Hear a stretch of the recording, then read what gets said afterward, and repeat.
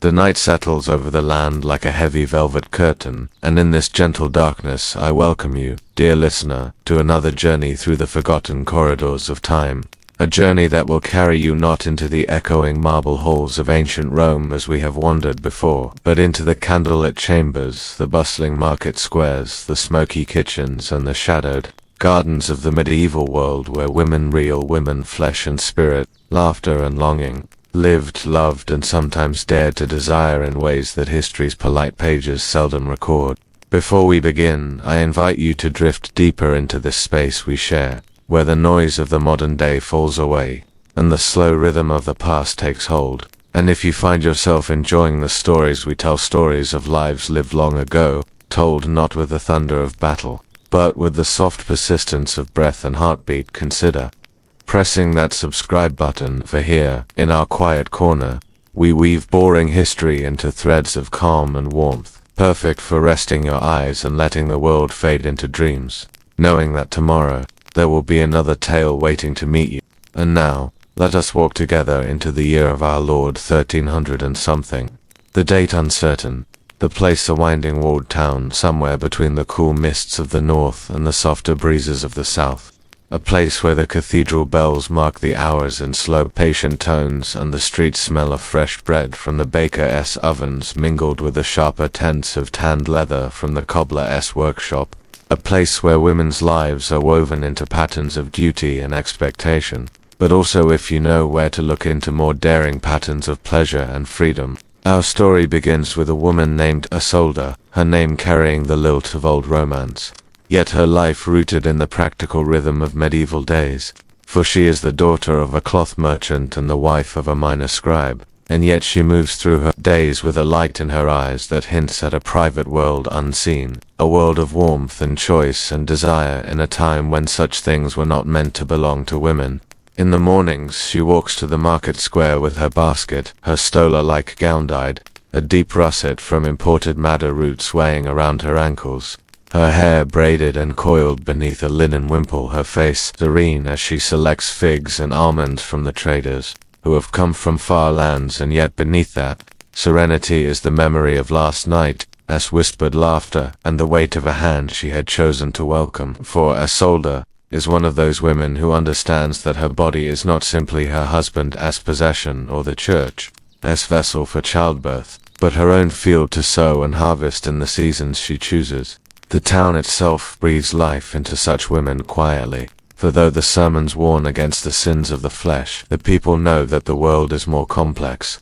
and a priest's words, and in the shadows of the cloisters and the back rooms of taverns, in the gardens, hidden behind high stone walls, there are places where women meet those they desire, sometimes for love, sometimes for laughter, sometimes simply to feel alive in a life where much is prescribed. One such place is the rose garden of Lady Althea, a widow of noble birth whose manor lies just outside the town walls, where the air is heavy with the scent of blooming damask roses in the summer months, and where women of all stations are invited to sip spiced wine and speak without the ears of men or the church upon them. And here stories are exchanged like treasured relics, stories of first kisses stolen in the shadow of the cloister, of husbands too busy with their trade to notice the way their wives' hearts flutter at the sight of someone else, of secret afternoons that linger in memory long after the candles are snuffed. Isolde comes here often under the pretense of delivering fine cloth to Lady Althea, and on one such afternoon she lingers in the shade of a trellis heavy with white roses, her fingers idly tracing the rim of her goblet as she listens to another woman, Marjorie, tell of the minstrel who stayed at the inn one rainy week and sang ballads that made her blush, his voice low and his eyes bold, and how she had met him by the river under the willows, where no one but the swans could see.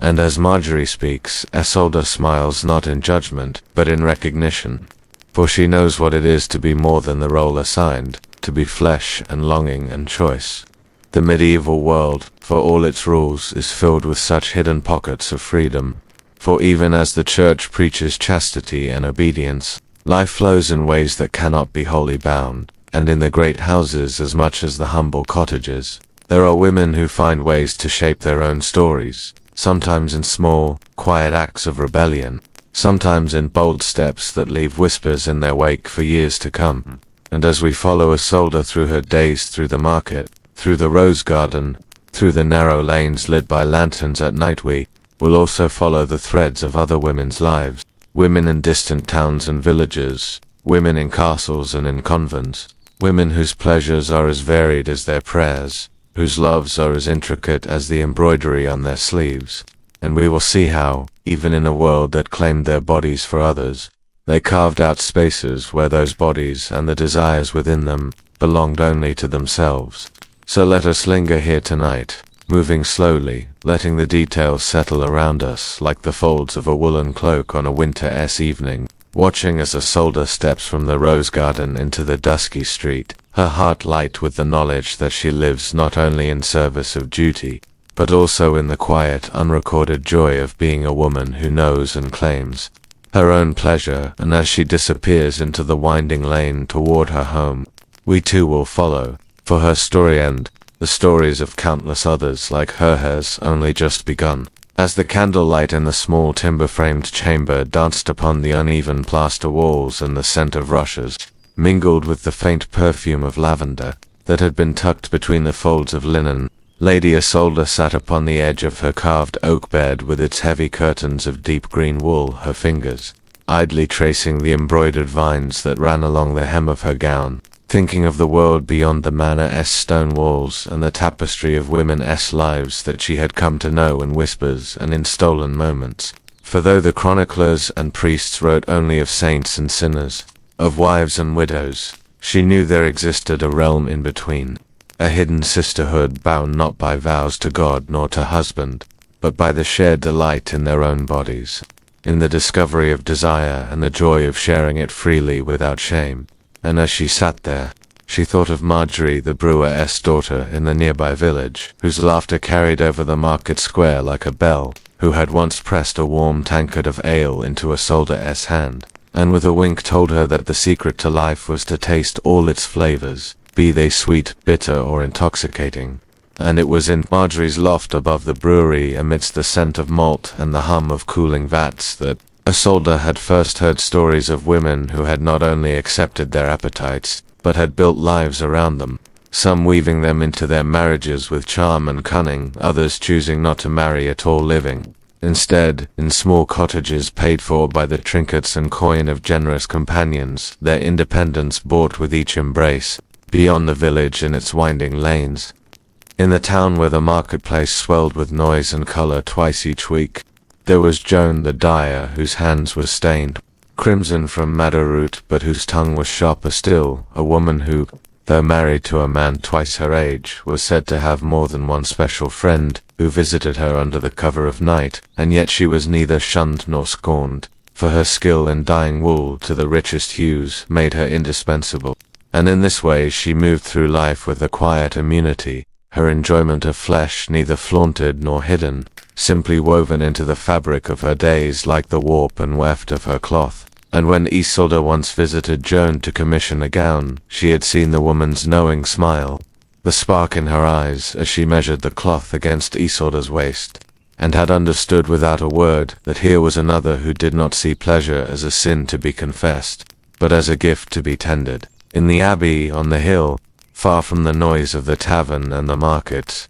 there was Sister Beatrice, whose devotion to her vows was unquestioned in the eyes of her pretoress, yet whose heart harbored a quiet rebellion. For within the cloister walls she had discovered not only the peace of prayer, but the warmth of another's hands. And though her days were filled with the chanting of psalms and the grinding of herbs in the apothecary, her nights when the candles were snuffed and the corridors fell into darkness were shared with Sister Agnes, whose gentle touch and soft breath upon her neck were as sacred to Beatrice as any relic in the chapel. And together they had built a world within a world, one in which the pleasures of the body and the nourishment of the soul were not at odds, but in harmony, a secret liturgy unrecorded by the scribes, yet no less holy for its absence from the page. Along the muddy banks of the river where the washerwomen beat the linen against flat stones and gossiped as the current carried away the suds, there was Alice, whose beauty was such that passing boatmen would slow their oars just to watch her,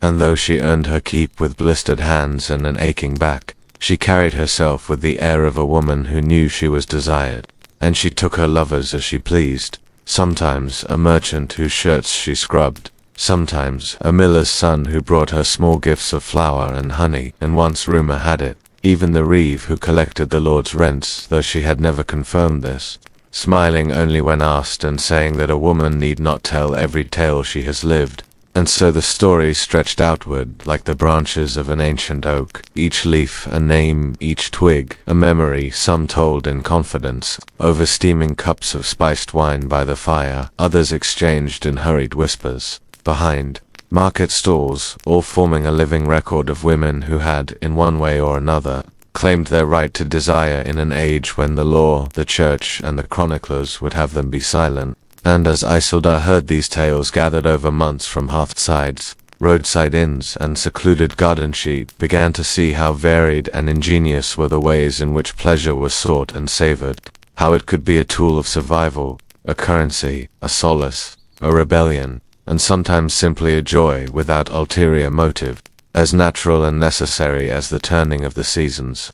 One cold evening, as frost began to creep across the edges of the manor's leaded glass windows, Isolde sat with her maid, Alice, a clever young woman whose service had begun only 2 winters past, but who had already proven herself both discreet and quick-witted, and over the slow work of mending a silk chemise. Alice confided in her mistress that before she entered service, she had been courted by a traveling peddler, a man with eyes the color of wet earth and a voice like warm bread fresh from the oven. And though he had left at the turn of spring, promising to return, she had no sorrow for his absence, for in those brief weeks he had given her laughter, tenderness, and a sense of her own beauty that no mirror could show, and it was that memory, not any vow or ring, that she kept closest to her heart. The fire crackled in the hearth, and Isolde listened, understanding that such encounters, fleeting though they might be, could shape a woman's sense of herself in ways that no sermon could undo, and she thought again of Marjorie, Joan, Beatrice, Alice, and all the others whose lives were as full of complexity and contradiction as her own. Women who were not defined solely by the men they took to their beds, nor by the censure or approval of their neighbors, but by the quiet, resolute choice to embrace a part of themselves that the world would rather they deny. In the abbey on the hill, far from the noise of the tavern and the market, there was Sister Beatrice, whose devotion to her vows was unquestioned in the eyes of her prioress, yet whose heart harbored a quiet rebellion, for within the cloister walls she had discovered not only the peace of prayer but the warmth of another's hands. And though her days were filled with the chanting of psalms and the grinding of herbs in the apothecary, her nights when the candles were snuffed and the corridors fell into darkness were shared with Sister Agnes, whose gentle touch and soft breath upon her neck were as sacred to Beatrice as any relic in the chapel, and together they had built a world within a world, one in which the pleasures of the body and the nourishment of the soul were not at odds, but in harmony, a secret liturgy, unrecorded by the scribes, yet no less holy for its absence from the page. Along the muddy banks of the river where the washerwomen beat the linen against flat stones and gossiped as the current carried away, the suds there was Alice, whose beauty was such that passing boatmen would slow their oars just to watch her. And though she earned her keep with blistered hands and an aching back, she carried herself with the air of a woman who knew she was desired, and she took her lovers as she pleased sometimes, a merchant whose shirts she scrubbed, sometimes a miller's son who brought her small gifts of flour and honey, and once, rumor had it, even the reeve who collected the Lord's rents, though she had never confirmed this, smiling only when asked and saying that a woman need not tell every tale she has lived. And so the story stretched outward like the branches of an ancient oak, each leaf a name, each twig a memory, some told in confidence over steaming cups of spiced wine by the fire, others exchanged in hurried whispers behind market stalls, all forming a living record of women who had, in one way or another, claimed their right to desire in an age when the law, the church, and the chroniclers would have them be silent. And as Isolde heard these tales gathered over months from hearthsides,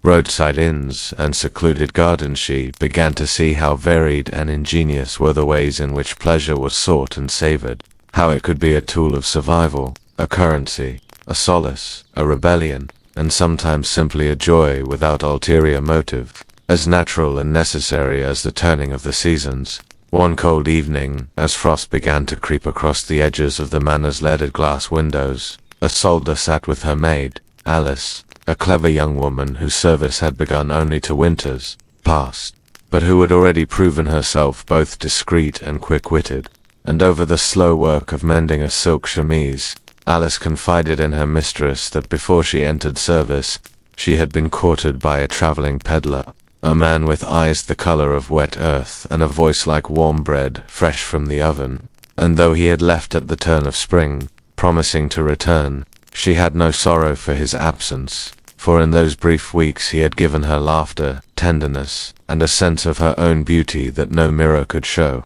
And it was that memory, not any vow or ring, that she kept closest to her heart. The fire crackled in the hearth, and Isolde listened, understanding that such encounters, fleeting though they might be, could shape a woman's sense of herself in ways that no sermon could undo. And she thought again of Marjorie, Joanne,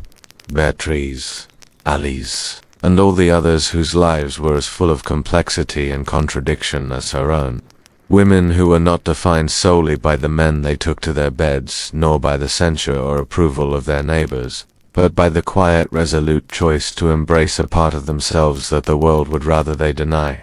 The days between that secret gathering in Isolde's Sola and the great midwinter feast passed in a slow rhythm of work and anticipation, the manor smelling of evergreen boughs and baking bread, with the clatter of pots in the kitchen and the muffled laughter of servants echoing down the corridors. And though the snow outside lay thick upon the fields, turning the world into a silent expanse of white, within the hall there was warmth and bustle, and Isolde found herself thinking often of the way the women's voices had intertwined that night like threads in a tapestry, each tale distinct yet bound to the others by the shared pulse of experience of longing acknowledged without shame. And as she moved through her daily tasks, she began to catch glimpses of that same quiet strength in the women around her, in the way Agnes the cook sang under her breath as she kneaded dough, her hips swaying slightly to the rhythm, or in the way Emma the laundress lingered a moment too long at the window when the young shepherd passed by, her smile soft and knowing.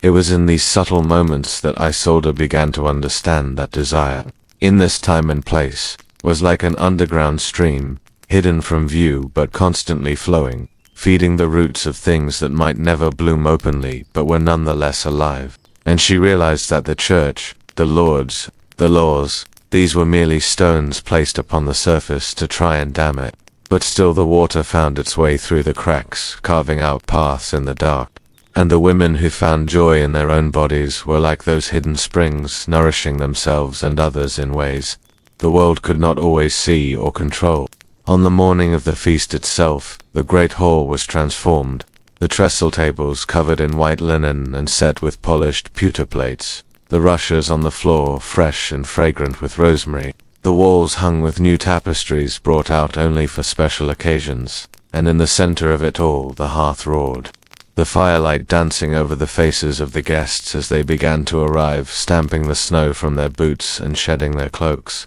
their breath steaming in the cold air until the warmth of the hall wrapped around them like a thick cloak. There were knights and squires, merchants and their wives, villagers invited in for the evening, and, scattered among them, the women whose stories Isolde had begun to gather like pearls, each shining in its own way. Marjorie, dressed in a gown of deep green wool that brought out the gold in her hair, laughed easily with the steward Hugh, her hand resting lightly on his arm. Joan, in a simple but well-cut kirtle of russet, sat with her sisters, her eyes scanning the room as though noting every detail for later telling. Beatrice, veiled and modest as always, still found a way to glance toward the young clerk from the abbey whose cheeks colored under her gaze. Alice, in a gown the blue of a summer sky, moved through the crowd with the grace of someone used to balancing on riverbanks, her laughter ringing like water over stones. And Cecily, who had traveled from Bristol at Isolde's invitation, entered with the easy confidence of one who knew her worth.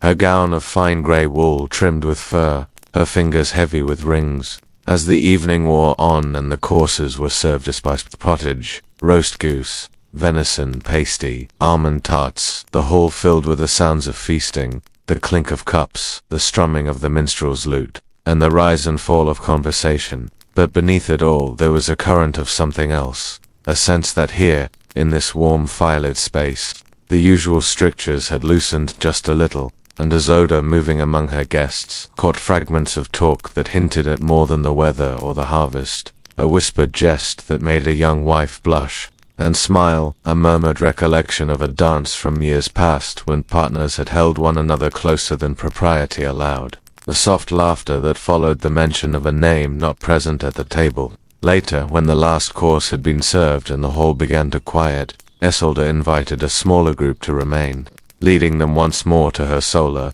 where the fire was already lit and a jug of warmed wine awaited. There she asked Cecily to tell her story, and the merchant's widow, never one to refuse an attentive audience, began to speak of her late husband's voyages, of the goods he had brought back from the Low Countries and the Levant, and then, with a faint smile, of the men who had called upon her after his death, some seeking her hand in marriage, others seeking her company for an evening, and how she had learned to tell the difference between those who valued her mind and those who valued only her body, and how she had chosen in her own time and on her own terms which to welcome into her bed and which to send away. Her candor drew a ripple of laughter and knowing glances from the others, and soon the stories began to flow again, each woman adding her own.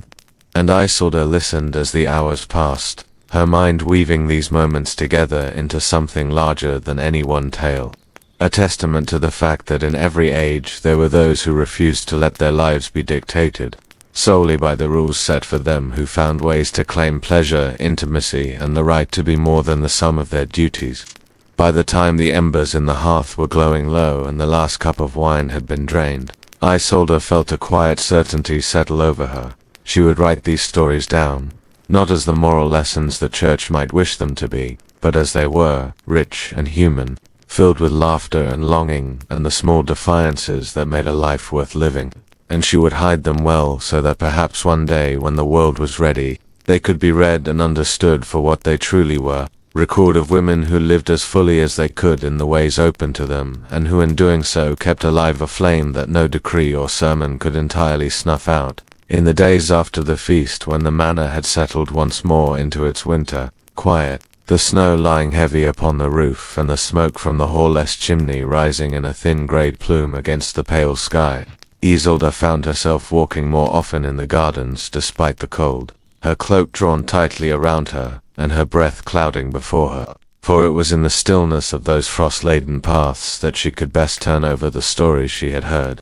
not simply to recall the words themselves, but to feel again the tones of voice, the pauses, the unspoken threads running through each telling, and she realized that what she was gathering was not just a collection of moments, but an entire landscape of hidden lives, a map drawn not in ink upon parchment, but in glances, in gestures, in the way a woman's hand rested upon the edge of a table when speaking of someone she had loved. On one such morning she was joined by Alice, who had left her fishing nets and riverbank to visit once more before the deep freeze set in, her cheeks pink with cold and her step brisk despite the ice beneath their feet. And as they walked between the sleeping herb beds, Alice began to speak of something she had not mentioned during the feast, a memory from her girlhood when she had been sent upriver with her father to deliver a catch to a wealthy household, and how, while the men haggled over the price in the courtyard, she had been taken inside by the lady of the house, who had shown her silks and perfumes and a mirror from Italy,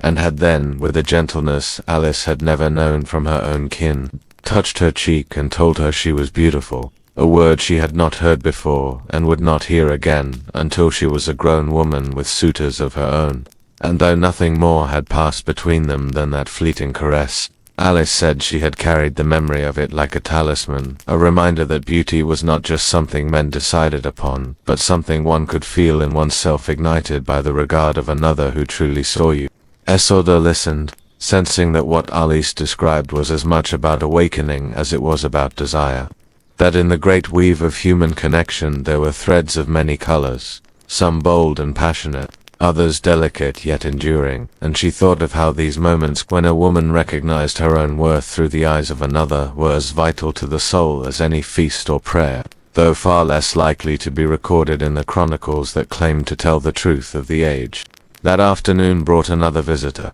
This time Beatrice, whose modest manner belied a shrewdness that Isolde had come to admire, and who now sat by the fire in the solar, her veil casting a soft shadow over her face as she spoke in low tones of her years in the service of the abbess at St. Clair's, where she had learned not only to read the scriptures, but also the letters of Ovid, smuggled in by a novice whose brother had studied in Paris, and how, in the quiet of the scriptorium, she had discovered verses that spoke openly of pleasure, of lovers meeting in secret gardens, of kisses stolen beneath the moon, and how those words had stirred in her a longing she had never known could exist within her own heart, a longing she had once confessed to the abbess in a moment of restless honesty, only to be met with a knowing smile and the counsel that such feelings were a test, to be endured in silence for the good of the soul. Yet Beatrice, though obedient in appearance, had not entirely silenced them, and she hinted, though never quite confirmed, that in the years that followed she had found a way to explore that side of herself with another sister of the order, their connection hidden behind the rituals of devotion, expressed in touches that lingered a moment longer than necessity and in the way their fingers brushed when passing a shared text. Each contact a prayer of a different sort, unspoken yet fervent. As Beatrice's voice trailed into silence, Isolde felt the weight of her trust, the knowledge that such a confession could not be made lightly in a world where the mere hint of impropriety among women of the church could bring ruin, and she promised quietly to guard the story as carefully as Beatrice had guarded her heart in those years, locking it away not in secrecy born of shame, but in protection born of respect. The snow continued to fall in the days that followed, muffling the sounds of the village and lending the manor a sense of being set apart from the rest of the world. And in that stillness more women came, some drawn by invitation, others by curiosity, until the solar seemed at times less a private chamber than a sanctuary, a place where the air itself seemed to hold the memory of every whispered word, every shared glance. And it was in that space, on a night when the moon shone cold and bright through the narrow window, that Cecily told the tale of her first winter as a widow when she had travelled with her husband's goods to a fair in York, and found herself snowbound at an inn with a company of traders, one of whom, a man from Gascony with dark eyes and a voice like warm wine, had spoken to her not of her losses or her prospects, but of the stars of the way they appeared different in his homeland, and how he missed the sight of them, and that night in the room above the tavern she had let him hold her, as though they were two people with no past and no future, only the present warmth of shared breath and the creak of the bed beneath them. She told it without apology, her eyes fixed on the fire, and the others listened without judgment, for they understood that moments such as these were not merely about the act itself, but about reclaiming a part of oneself that the world had tried to strip away, about finding joy in a body the church might tell you belonged first to your husband then to the grave, but which, in truth, had always been your own. And so the nights passed, each one adding another strand to the growing tapestry of women's lives, until Isolde began to think of them not as scattered tales, but as a living chronicle, one that would never be bound between covers, yet would endure in the minds and memories of those who shared it, a testament to the fact that even in an age of rigid hierarchies and strict moral codes, there were always spaces, small, hidden, fiercely guarded, where women could be fully themselves, and where pleasure, in all its varied forms, could be savored without fear. In the weeks that followed, as the heavy snows began to ease and the frozen ruts in the manor's path softened beneath the pale touch of early spring, the gatherings in the solar grew less frequent, but no less intense, for the women who came now were those who had heard whispers of what passed within those walls, and who arrived with stories so deeply rooted in their hearts that they could not be spoken in the open air, stories carried like sealed letters, long kept in the folds of a gown, taken out only when the listener was certain to be both gentle and unafraid. And Isolde, by some quiet alchemy, had become such a listener, a presence drawing forth confessions that were neither rehearsed nor hurried, but given as though each word were a gift placed carefully into her keeping. One such afternoon, the fire in the hearth had burned low, its embers casting a faint copper glow on the tapestries, when Agnes, the reeve's wife, arrived, her boots muddy from the thaw, and her expression set in that guarded calm she always wore in public, a calm that barely disguised the sharp mind and keen humor beneath. And after accepting a cup of warmed ale, she sat close to the hearth and began, almost without preamble, to speak of the years before her marriage, when she had been apprenticed to a merchant's household in London, a place bustling with the smells of spices and wool and river water, and how in those days she had shared a narrow chamber with another young woman named Margaret, whose laughter could cut through the din of the market and whose hands, when they worked together mending cloth late into the night, would occasionally linger on Annis's arm in ways that made her breath catch. Agnes told of one bitter January evening when a sudden frost had made the Thames itself a glittering sheet of ice and the merchant's family had retired early, leaving the two of them alone by the small brazier in their room, the cold seeping in through the shutters, so that they had huddled together beneath the same blanket, speaking in low voices of the things they hoped for in life, and how, without quite intending it, their faces had drawn close and their lips had met, tentative at first, and then, emboldened by the darkness and the knowledge that no one would disturb them, with a hunger that surprised them both, and though the moment passed and was never repeated, Agnes said it had left her with the knowledge that love and desire did not always follow the lines drawn by the church or the law, and that sometimes the most enduring warmth came from those unexpected embers that flared once and were gone but left the heart forever changed. As she spoke, Isolde saw the way Agnes's gaze softened, as though she were looking not into the present but into that narrow chamber of years past, and she understood that part of the reason such memories were treasured was precisely because they were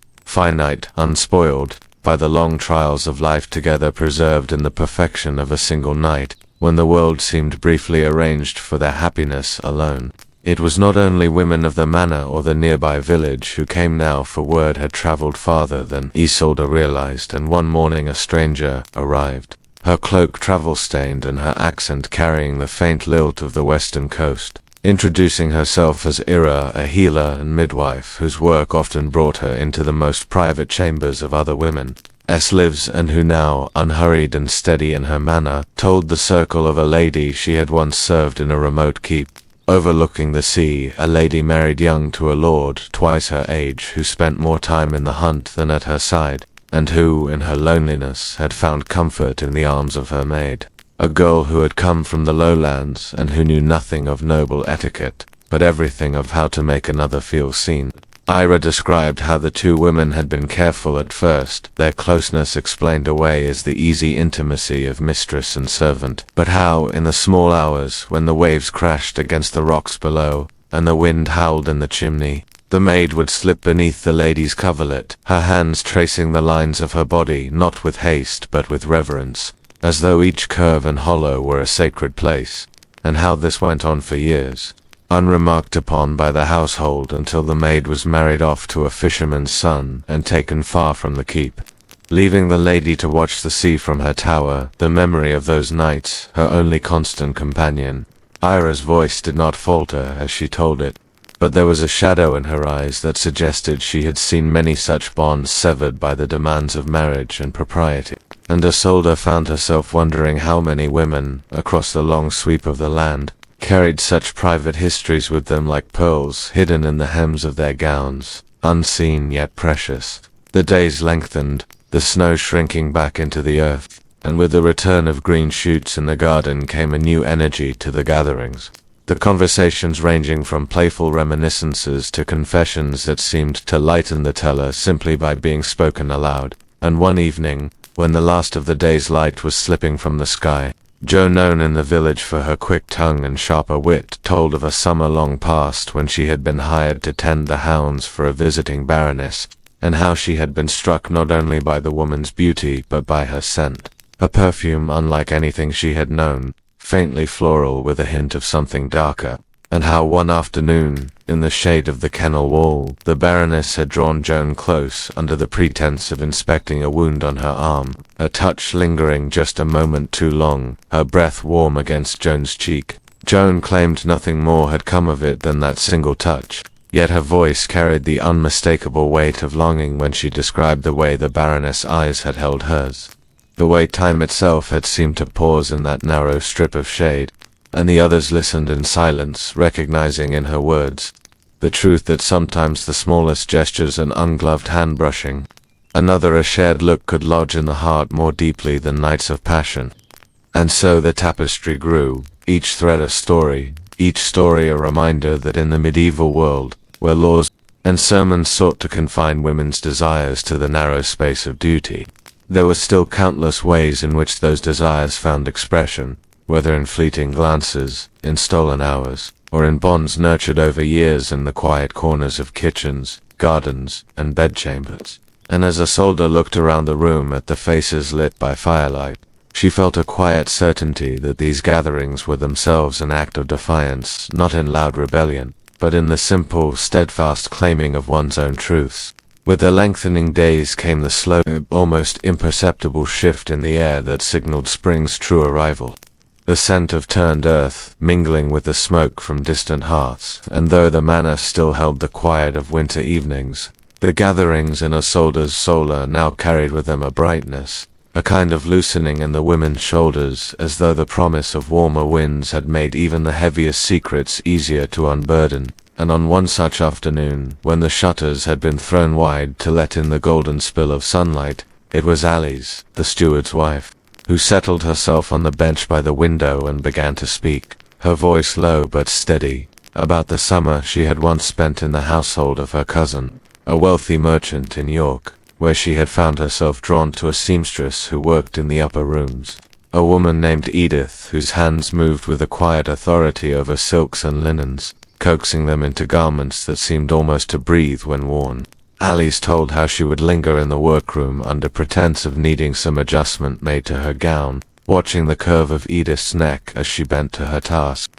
the way her fingers would pause for a fraction of a heartbeat before brushing against Alice's arm to measure a seam. And one evening when the household was asleep and the workroom bathed in the pale glow of the moon through its small round window, Edith had looked up from her sewing and met Alice's gaze with a question that needed no words, a question that was answered. When Alice stepped forward and let the scissors fall from Edith's hand, the sound of their landing muffled by the rush matting beneath their feet, and in the quiet that followed, they had kissed, softly at first, and then with the sureness of two women who had, without admitting it aloud, been waiting for that moment from the first time they met. It had lasted only that one night, for Alice's return home was already arranged, but she said that even years later, when she wore the gown Edith had finished for her, she could still feel the ghost of those hands at her waist, still see the moonlight tangled in the other woman's hair, and she had kept the gown long past the time it was fashionable, unwilling to part with the fabric that had once been pressed between their bodies. The women in the solar listened without judgment, their faces softened by the recognition that not all loves were meant to last, but that did not make them any less real. And when Alice fell silent, it was Tomasia, the miller's daughter, who spoke next, her voice carrying a note of laughter as she recalled the year of the great flood, when the river had risen so high that she and her friend Meliora had been sent to stay with an aunt in the hills, far from the swollen banks, and how, in the evenings after their chores, they would slip out into the meadow and lie in the grass, watching the stars, their heads close enough that their hair mingled, speaking of things they could never have said aloud at home, how Meliora sometimes dreamed of kissing the baker's wife, how Thomasine had once followed a travelling minstrel's daughter from stall to stall in the market, simply to be near her, and though they were too shy then to act on any of it, the freedom of those nights under the open sky had lodged itself deep in her heart. She described one such night when a sudden summer storm had driven them back to the barn, their skirts soaked and clinging to their legs, and in the breathless stillness that followed the downpour, Meliora had taken Tamasine's face in her hands and kissed her, tasting of rain and hay and something sweet that lingered long after.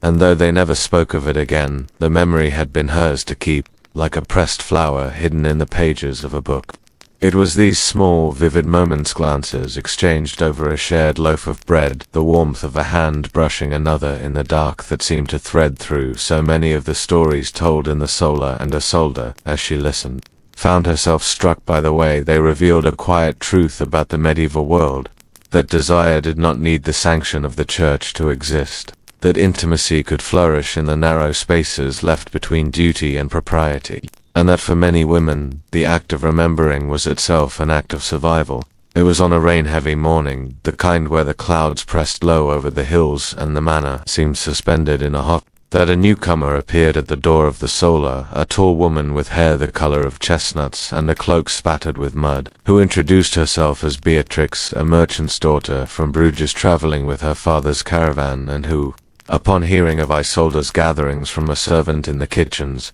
had asked to join them for the day, saying she had a story that belonged among others like it. Beatrix spoke of her youth in the counting rooms of her father's house, where she had been taught to reckon sums and read contracts, skills rare for a girl, and of the young woman, Adela, who had been hired as a scribe to copy invoices, her ink-stained fingers moving with precision over parchment, her eyes alight with a quick intelligence that made Beatrix eager to find reasons to linger by her desk, and how, one evening, when they had been left alone to tally goods late into the night, their hands had brushed over the same ledger and stayed there a moment longer than needed, and that single point of contact had been enough to open the door to a closeness that grew in stolen moments over months. They had shared whispers over account books, hidden smiles across the long table, and once in the storeroom where the scent of cloves and cinnamon hung in the air. Adela had leaned close enough for Beatrix to feel her breath murmuring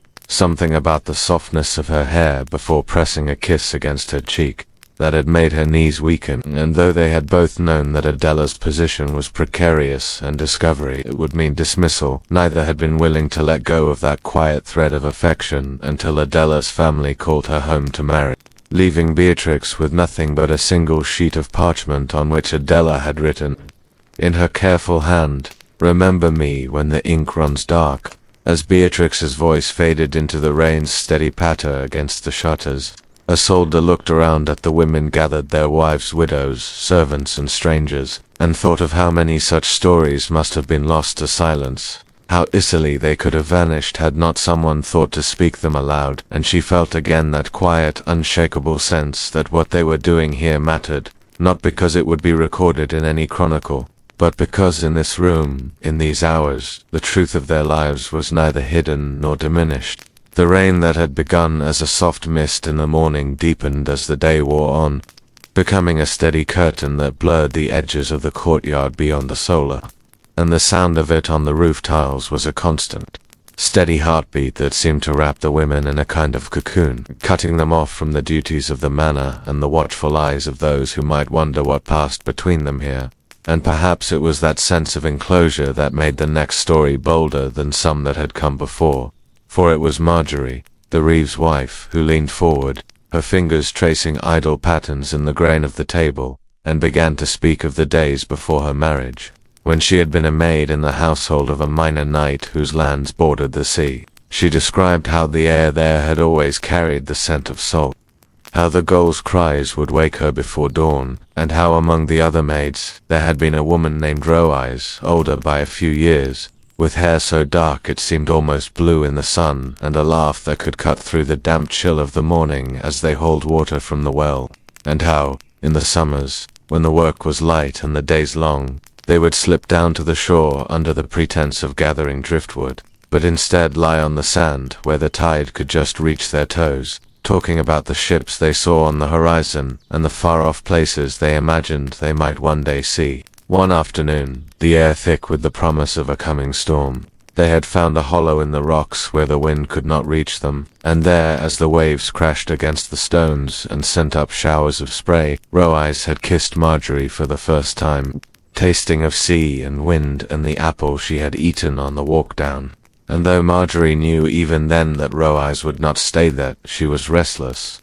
Already looking to join her brother on a trading voyage, she had kept that kiss like a secret jewel, returning to it in her mind on cold nights in the years after. The women listened, some with wistful smiles, others with eyes lowered in thought, and when Marjorie's voice fell silent, it was Cecily, the baker's daughter, who spoke next, her words tumbling out in a rush as though she feared she might lose her nerve if she paused, telling of the time when, as a girl of 15, she had worked alongside her mother at the ovens, rising before dawn to knead dough while the rest of the town still slept, and how, one market day, a young woman from a nearby village had come to help, her name Alice, her cheeks flushed from the walk, her sleeves rolled high to show arms dusted with flour, and how they had stood side by side for hours, shaping loaves and plating rolls, their elbows brushing, the air between them warm with the heat from the ovens and something else neither dared name. That afternoon, while their mothers haggled with a grain merchant outside, Alice had reached for a tray on the highest shelf, and Cecily, in helping her, had found herself pressed close, the curve of Alice's back fitting against her, and when Alice turned, they were so near that the scent of yeast and smoke between them seemed to pulse like a living thing, and before Cecily could think to stop herself, she had leaned forward and kissed her, quick and soft, the taste of fresh bread still on both their lips. And then they had stepped apart, eyes wide, knowing without speaking that nothing more could happen, but also that neither would ever forget it. From the far end of the room, Johanne, the tanner's widow, added her voice, her tone steady, almost matter-of-fact, as she recounted the winter she had spent in the care of a convent after falling ill, where one of the lay sisters, a quiet woman named Benedetta, had tended her daily, bringing warm broth and cool cloths for her fevered brow, and how, in the long hours of the night, when the wind howled around the cloister walls, Benedetta would sit beside her, telling stories of her childhood in Lombardy, her voice low and rhythmic, and sometimes, when Johanne drifted between waking and sleep, she would feel the sister's hand resting lightly over hers, an anchor against the fever's pull. It was only once, in the final days before Johanne's recovery, that Benedetta's lips had brushed her forehead in a touch so fleeting it could have been mistaken for a blessing. But in that moment Johanne had understood that care itself could be a form of intimacy, that love was not always loud or urgent, but could live quietly in the spaces where kindness dwelt. And though she had left the convent never to return, she carried that knowledge with her still. The rain eased by mid-afternoon, leaving the air cool and fresh, and light filtered in through the open shutters, gilding the dust motes that drifted lazily in the room, and in that softened light, Isolde herself chose to speak not of her own life, for she guarded that still but of a tale she had once been told by a visiting midwife, a woman who had travelled from village to village, bringing new lives into the world, and who had once been called to a manor where the lady of the house was heavy with child. The midwife had stayed there for weeks, waiting for the birth, and in that time had formed a bond with the lady's personal maid, a bright-eyed young woman with quick hands and a quicker wit, and the two had taken to walking in the gardens in the evenings, speaking of herbs and remedies, and one night, while the roses hung heavy with scent, the maid had taken the midwife's hand and pressed it to her cheek, whispering that she wished she could follow her from place to place, to see the roads and the villages and the stars from different skies, and the midwife, though she could not offer that life, had kissed her then. The moment held between them like a breath before it was gone. The women in the solar listened in silence, each lost in her own thoughts, and outside, the manor stirred with the sounds of the day's work resuming, the clatter of pails, the lowing of cattle, the calls of children in the yard, and yet in this room, time felt suspended, the air thick with the weight of what had been shared, the rain-washed light painting every face in soft relief, and Isolde knew that these afternoons would linger in their memories long after they had ended, as surely as the stories themselves had lingered in the tellers' hearts. As the late afternoon light slanted across the solar, casting long shadows that stretched like fingers across the worn floorboards, the air seemed to thicken with the sense that something unspoken hovered at the edges of the circle, a tension that was not unwelcome, but rather a kind of expectancy, as though each woman knew there was still more to be told, more to be drawn forth from the quiet corners of memory where the most vivid recollections often lay hidden. And it was Alice, the weaver, who finally broke that hush, her voice low and measured as she spoke of a summer many years past, when she had been sent to work in the town of York under the employment of a wealthy cloth merchant. She described the noise of the market there, the clang of the smith's hammer, the smell of spices and tallow mingling in the air, and how, in the merchant's household, There had been a young wife named Lady Evelina, not much older than Alice herself, whose husband was often away on business in Bruges or Calais, and who would sometimes wander into the workroom to watch as the women dyed the wool in vats of deep indigo and madder, her hands resting lightly on the table as she asked after the process, though her eyes seemed fixed more on Alice's face than on the skeins of yarn they worked. It had been in the cool stone cellars, where the cloth was stored to keep from moth and damp, that their first true moment passed between them, when Evelina, coming upon Alice alone as she stacked folded bolts, had stepped close enough for the scent of her perfume, something floral and faintly spiced, to wrap around her, and without a word had brushed a stray thread from Alice's cheek, the touch lingering just long enough to make the air between them hum, and from that day their meetings became a careful dance, always in places where the shadows were deep and the walls thick, where their voices could not carry, and the only witnesses were the cloth and the dust. One night, when the merchant was away and the house slept, Evelina had sent a note to Alice, folded small and slipped beneath her pallet, asking her to come to the solar after the candles had been snuffed, and there, in the golden spill of firelight, Evelina had taken Alice's hands and placed them over her heart, whispering that she had never felt so alive as when she was near her, and the kiss they shared then was slow and deliberate, the kind that seemed to mark time itself. And though their liaison lasted only until the autumn, when Evelina's husband returned and Alice's term of work ended, she carried that season like a pressed flower between the pages of her life. Across the room, Margaret the alewife leaned forward to speak, her voice touched with laughter as she recounted a tale from her days as a brewer's apprentice, when she and another girl, Emma, had been charged with tending the fermenting vats in a barn on the far edge of the village, a place where the air was warm and sweet with the smell of malt, and where, on idle afternoons, they would sit atop the barrels with their skirts hitched up to cool their legs, sipping the fresh brew from ladles and talking of the men who courted them more. In Emma's case, the women. Emma had been forthright about her affections, saying she had no wish for a husband and less still for a house full of children, preferring instead the company of those who understood her without her needing to pretend. And Margaret, curious and emboldened by the buyer, had asked her what that was like, to which Emma had answered not with words but with a kiss that tasted faintly of hops and mischief. And the two of them had laughed and kissed again, their legs swinging above the dirt floor, until the sound of footsteps outside sent them scrambling back to their work, the shared warmths between them lingering like the yeast in the air. Then it was Agnes, the midwife's sister, who took her turn, telling of a harvest festival in her youth, when the fields had been heavy with grain and the whole village had gathered to dance and feast beneath the lanterns strung between the trees, and she had met there a traveling player named Beatrice, with hair like copper in the firelight, and a voice that rang clear as a bell when she sang the old ballads, and how they had spent the night slipping away from the revelry to wander down to the river, their fingers brushing until they finally twined together. Under the willow trees, away from the laughter and the music, Beatrice had pulled her close and kissed her with such certainty that Agnes had felt the ground shift beneath her. And though Beatrice left with her troop the next morning, Agnes said she could still hear her laughter in the rustle of the willows, whenever the wind blew from the east. The stories wove together like the threads of a tapestry, each one different, yet bound by a shared recognition, and Isolde, listening, thought how in another time and place these tales might have been written down and treasured,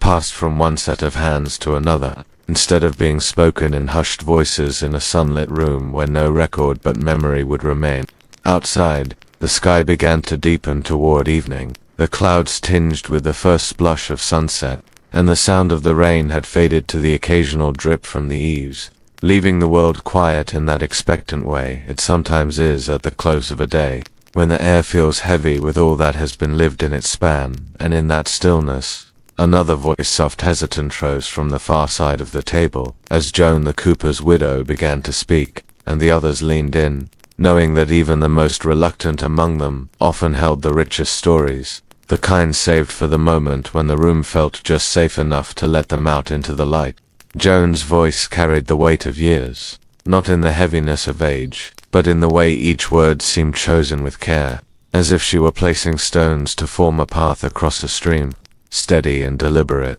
And she began by saying that what she was about to tell had never been spoken aloud in the 30 years since it had happened, not even to her husband while he lived, for it was a thing too precious to lay bare in the rough daylight of ordinary conversation, a thing that had belonged to her alone until this very moment. And perhaps it was the closeness of the room, the warmth of the women gathered here, or the fading gold of the evening light slanting through the shutters that made her feel, finally, that it could be shared. She told them of a winter long ago, when she had been newly married to her late husband, a man of good heart but plain speech, who spent his days shaping barrels for the merchants of the nearby town and his evenings drinking with the other coopers at the tavern, leaving Joan alone in their small house at the edge of the village. And it was during one such winter that a traveling peddler had arrived, a woman named Celeste, whose cart was laden with ribbons and combs, scraps of silk, small polished mirrors, and other treasures rare in their corner of the world. Celeste had a manner unlike anyone Joan had ever met, her voice lilting like a song, her eyes glinting with a kind of mischief that felt like a promise, and when she smiled it was as though she could see right through the person before her to whatever secret they kept tucked away. And Joan, shy but intrigued, had found herself drawn to her stall in the marketplace again and again, under the pretense of admiring a length of blue ribbon or testing the edge of a small knife meant for kitchen work, though what she truly sought was Celeste's gaze, that quick, knowing spark that passed between them in the space of a heartbeat. It was on the third such visit that Celeste had leaned close under the guise of fastening a brooch to Joan's cloak and whispered that she would be leaving at dawn, but that if Joan wished, she might come to the barn where she kept her cart for the night. And Joan, heart pounding in a way she had never felt even on her wedding day, had said nothing in reply. But later, when the house was still and her husband's snores filled the darkness, she had risen, wrapped herself in a shawl, and walked through the frost-silvered fields to the barn. Inside, the air was warm from the body heat of the mule and scented faintly with hay and cedar wood. And there, in the flickering light of a single lantern, Celeste had been waiting, her cloak thrown over a bale, her sleeves rolled to the elbow, her hands busy polishing the surface of a small bronze mirror until she saw Joan, and then she set it aside without a word, closing the distance between them with a grace that seemed practiced yet entirely natural. And Joan found herself kissed before she could think to draw breath, the taste of it sweet and strange, the feel of it both foreign and entirely inevitable. They had not spoken much that night, only in murmurs between the soft press of lips and the rustle of skirts. And when dawn came and Celeste hitched her mule to the cart, Joan had stood in the shadow of the barn watching her go, the frost crunching beneath the cartwheels until the sound faded into the stillness of the morning, leaving Joan with a single length of blue ribbon in her pocket and a memory that would warm her through many cold nights to come.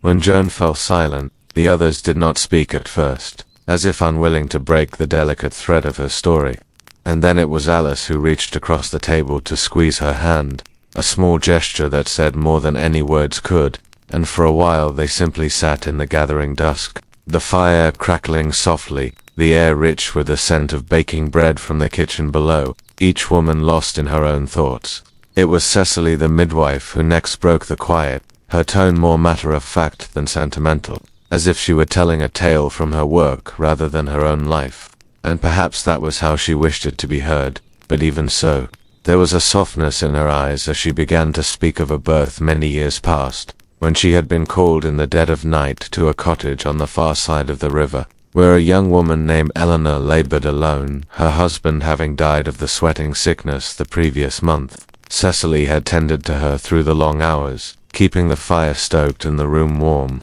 wiping her brow, speaking in low tones meant to soothe, and when at last the child was born and the cries filled the small space, Eleanor had taken Cecily's hand in hers and kissed it, tears mingling with the sweat on her cheeks, thanking her not just for the safe delivery but for the comfort of being truly seen, truly cared for, in a time when grief and loneliness had threatened to swallow her whole. That kiss, fleeting though it was, had left something in Cecily that no other touch had, and she carried it quietly, a reminder that intimacy was not always born of passion or desire, but sometimes of a connection forged in the crucible of shared hardship, of being present for another when the rest of the world had turned away. The evening deepened into night, the room lit now only by the fire, and a few stubby candles, their flames dancing in the draught from the chimney, and the conversation drifted to softer tones, each voice blending into the next like threads in a weave,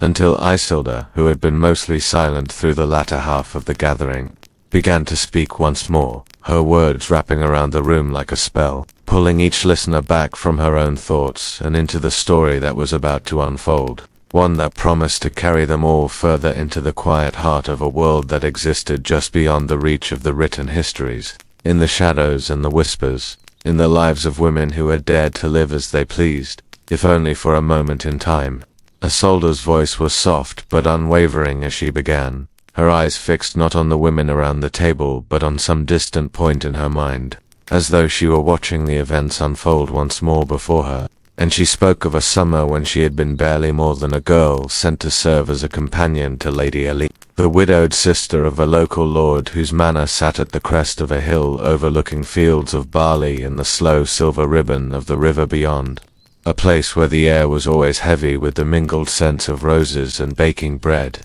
and where the stone walls seemed to hold the warmth of the sun long after it had set. Lady Elena had been in her 30s then, beautiful in a way that did not fade even under the weight of mourning, her hair a deep chestnut that caught the light like polished wood, her skin pale against the dark gowns she wore in honor of her late husband, and though she moved through the manor with quiet grace, there was an air about her, a sense of distance, as though she carried within her a private grief she did not share, even with those who served her. But Isolda, young and curious, found herself drawn to that very distance, wishing to bridge it, to understand the woman who spoke so little yet seemed to feel so much. Her duties were simple reading aloud from the scriptures in the morning, walking with Lady Eleanor in the gardens in the afternoon, and playing the lute in the evenings by the fire. But it was in the small moments between those tasks that something unspoken began to pass between them, in the lingering of a glance, the brush of fingers when passing a book,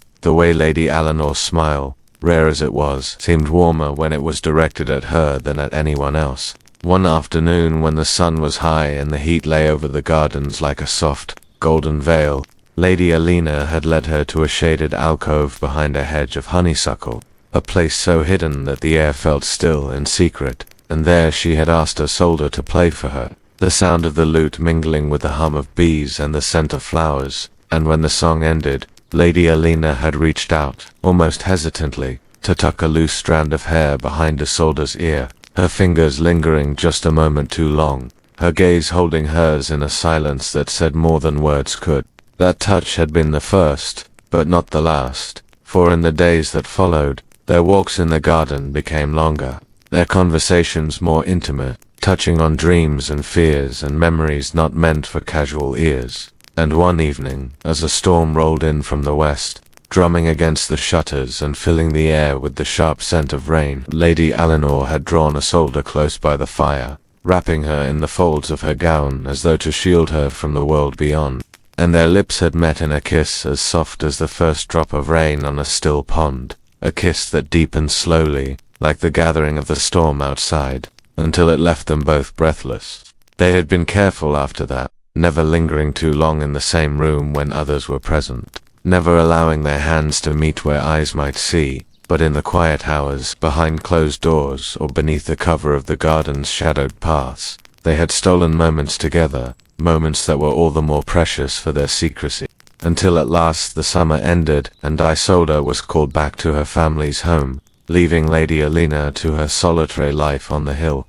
Though the memory of her touch and the warmth of her presence had never truly left, as Isolda's words faded, the fire in the hearth had burned down to a bed of glowing embers, casting the room in a dim, reddish light that seemed to hold the stories they had shared in its gentle warmth, and for a long moment no one spoke, each woman wrapped in her own thoughts, until Marjorie, who had until now been content to listen, began to speak of her own experience, her voice low and almost shy, as though she were unaccustomed to being the one who held the room's attention. She told them of a time, years earlier, when she had been married to a man who valued her cooking more than her company, a man who thought of affection as something that need only be given when duty required, and how, in the quiet of her dissatisfaction, she had found herself drawn to the company of another woman in the village, a baker's wife named Rosamond, whose laugh was as warm as the ovens she tended, and whose hands were always dusted with flour.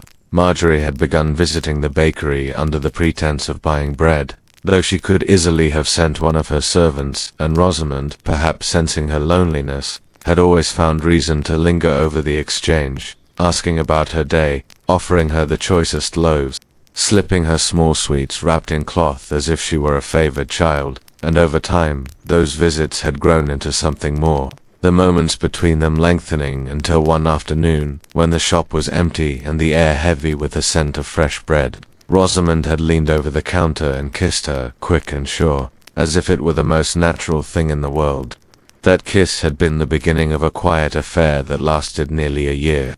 conducted in the back room of the bakery amid sacks of flour and baskets of cooling loaves, until Rosamond's husband had taken her away to another village, leaving Marjorie to her life as before, though never quite as it had been, for she had learned in those stolen afternoons that there was more to desire than she had been told, and more to herself than she had ever dared to imagine. The stories wove together in the dim room like threads in a tapestry, each one adding depth and color to the picture they were painting of a world that lived alongside, but apart from the one recorded in the histories, and as the night drew on, the women leaned closer, drawn not just by curiosity but by the quiet understanding that comes when secrets are shared in the safety of the dark, each one knowing that when the candles burned low and the gathering ended, they would carry these stories with them, tucked away like hidden treasures to be turned over and remembered in the stillness of their own hearts. The night outside had deepened into a soft velvet darkness,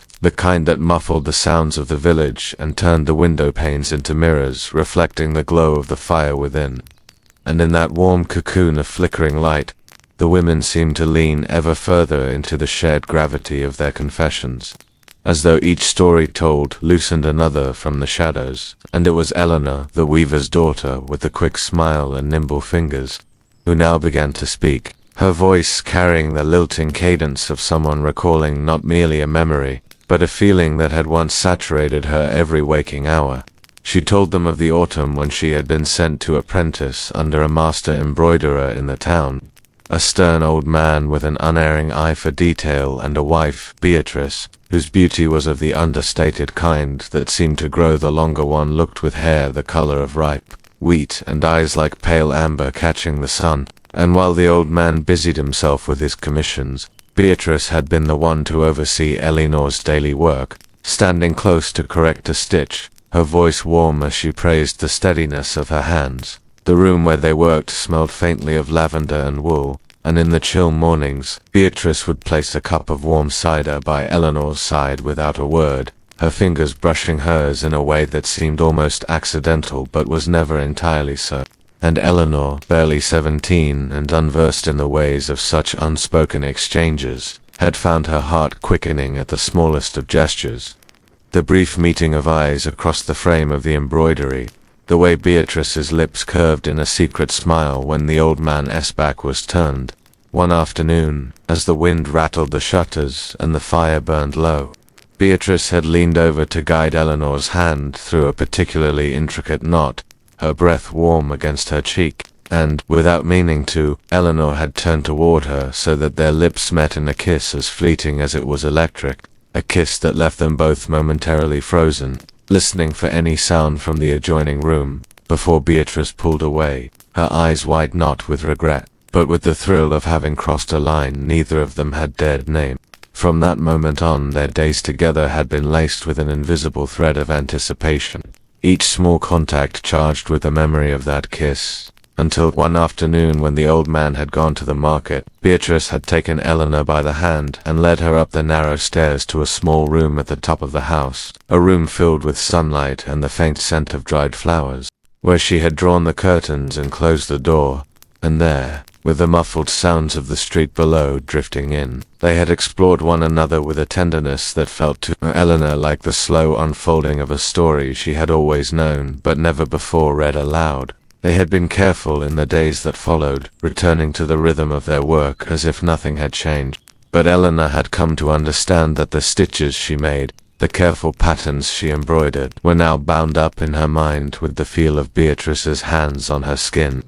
and though the apprenticeship ended with the arrival of winter and she returned to her village, she carried with her not just the skill of her craft, but the knowledge of a different kind of intimacy, one that had nothing to do with duty and everything to do with choice. At this, a gentle silence settled over the gathering, as if the fire itself were listening, its embers shifting with the soft crackle of burning wood, until Jezebel, the midwife, cleared her throat and began to speak in the slow, deliberate way of someone who had spent a lifetime observing the hidden corners of other people's lives, her eyes reflecting both mischief and wisdom in equal measure. She told them of a lady she had once served in the great hall of a nearby keep, a woman of noble birth whose husband was often away on campaigns, and who, in his absence, had found comfort in the company of her ladies-in-waiting, though never in the same one for too long, for she seemed to prefer the novelty of fresh attentions, the excitement of coaxing a shy hand into her own, of turning a nervous glance into one of invitation, and Jezebel, though not one of her intimate circle, had nonetheless been the keeper of her secrets, for it was she who attended to the aftermath when certain young women left the hall with eyes shining and cheeks flushed. One winter night, when the snow had drifted high against the stone walls and the household was gathered in the great hall to keep warm, the lady had summoned Jezebel to her private chambers under the pretense of tending a headache, but when she arrived, she found the lady seated by the fire with a young kitchen maid at her side, their heads bent close together, and as Jezebel busied herself with mixing herbs, she could not help but hear the low murmur of laughter and the faint sighs that punctuated it, until at last the lady dismissed the girl with a kiss to her hand and a look that spoke volumes. Over the months that followed, Jezebel had seen many such scenes, an arm linked through another's in the shadowed gallery, a pair of figures disappearing behind the curtains at the end of a feast stand. Though she never spoke of them, she understood that the Lady's desires were as much a part of the life of the keep as the ringing of the chapel bells, woven into the fabric of its days and nights. And when at last the lady's husband returned for good, Jezebel noticed that her smile was no less bright, though the pattern of her private hours had simply shifted into other shapes, other quiet corners. As Isabel's story drew to a close, the women around the fire exchanged glances, each perhaps recalling her own encounters, her own moments stolen from the march of ordinary life, and in the hush that followed, it seemed as though the air itself held the weight of all that had been said and all that had been left unsaid, a tapestry of longing and memory, of lives lived in the spaces between what was permitted and what was desired. The fire in the hearth had burned low, leaving a bed of glowing embers that pulsed gently in the dimness, casting the women's faces in soft halos of red gold, and outside, the night had deepened into a stillness so complete that even the occasional creak of the timber beams seemed to echo, and it was in that warm, breath-held pause that Cecily, the blacksmith's wife, began to speak, her voice carrying the measured weight of someone who knew that to tell a story well was to offer a piece of herself along with it. For though she was known in the village for her sharp tongue and practical mind, there was in her eyes now the faraway gleam of someone walking again through the corridors of a memory she had once locked away. She spoke of the year when her husband had been called away to work at the Lord's Manor for an entire season, leaving her to manage the forge alone, and how, in those long days of hammering and heat, she had found herself visited by Marjorie, the brewer's daughter, whose family traded casks of ale for iron fittings, and how at first it had been nothing more than conversation over the anvil, the sharing of bread and cheese in the shade when the work was done, until one afternoon, as the sun slanted low and the forge's heat shimmered in the air, Marjorie had reached out to brush a smudge of soot from Cecily's cheek, her fingers lingering just long enough for Cecily to feel the quickened beat of her own pulse. It had been in that suspended instant, with the air thick with the scent of coal and the sound of the river murmuring beyond the door, that Cecily had leaned forward and kissed her a kiss, tasting faintly of hops and summer warmth, and in that moment the months of her husband's absence had ceased to feel like an empty stretch of waiting, for she had found in Marjorie's smile and easy laughter a kind of companionship that filled the evenings with more light than any hearth could give. They had been cautious, meeting in the narrow lane behind the brewery or walking together by the river at dusk, speaking little, their hands occasionally brushing but never holding for long, yet each glance, each shared silence, had been charged with a knowledge of what waited when they could steal a moment alone in the shadowed back room of the forge, where the air was still warm from the day's work and the world outside seemed to fall away entirely. When her husband returned, smelling of smoke and proud of the coin he had earned, Cecily had taken up her life as before, yet she carried with her the quiet certainty that the shape of her heart was wider than the village might ever guess, that there was a part of her which would always lean toward the memory of Marjorie's touch, as one leans toward the warmth of a fading fire. At this, the women shifted closer, the circle tightening as though to hold in the shared heat of the stories now spilling into the night, and it was Alice, the miller's widow, who began to speak next, her tone soft but threaded with the resilience of someone who had weathered more than her share of storms. She told of her youth when she had been married to a man twice, her age who valued her more for the land she brought to the union than for any affection he felt, and how in the lonely years that followed she had learned to keep her heart guarded until the day a traveling cloth merchant came to the mill with bolts of dyed wool and a smile that seemed to carry the scent of far-off places, and how over the course of that winter the merchant Isolde had returned again and again under the pretense of trade, each visit lingering longer than the last until their meetings were no longer about cloth or coin, but about the slow unfolding of trust, the quiet daring of two women finding themselves reflected in each other's gaze. Theirs had been a love threaded with the bittersweet knowledge that it could not last, for Esther's trade kept her on the road and Alice's duties bound her to the mill. Yet the memory of those nights spent wrapped in wool dyed the deep blue of twilight. Listening to the wind turn the mill's sails outside had warmed her long after Isolde's wagon had disappeared down the rutted road for the last time. Alice's voice faded into the low hum of the fire, and for a while no one spoke, each woman lost in the tapestry of her own thoughts, until at last Jo, the tanner's sister, leaned forward, her eyes catching the firelight as she began a tale that seemed to step beyond the walls of the cottage into the broader sweep of the countryside. She spoke of the harvest fair in the neighboring town where the air had been thick with the scent of roasting meat and the clamor of minstrels, and how she had met there a woman who danced in the troupe that traveled from village to village, her skirts swirling in colors brighter than any dye Joan had ever seen, her hair loose and wild as though no comb had ever tamed it, and how that night, when the musicians had played their last and the fair had begun to settle into the quiet of drinking and laughter, the dancer had taken Joan's hand and led her behind the rows of tents, where the grass was cool and damp beneath their feet, and the stars burned so fiercely above that it seemed they might fall at any moment. There, with the music still faint in the air,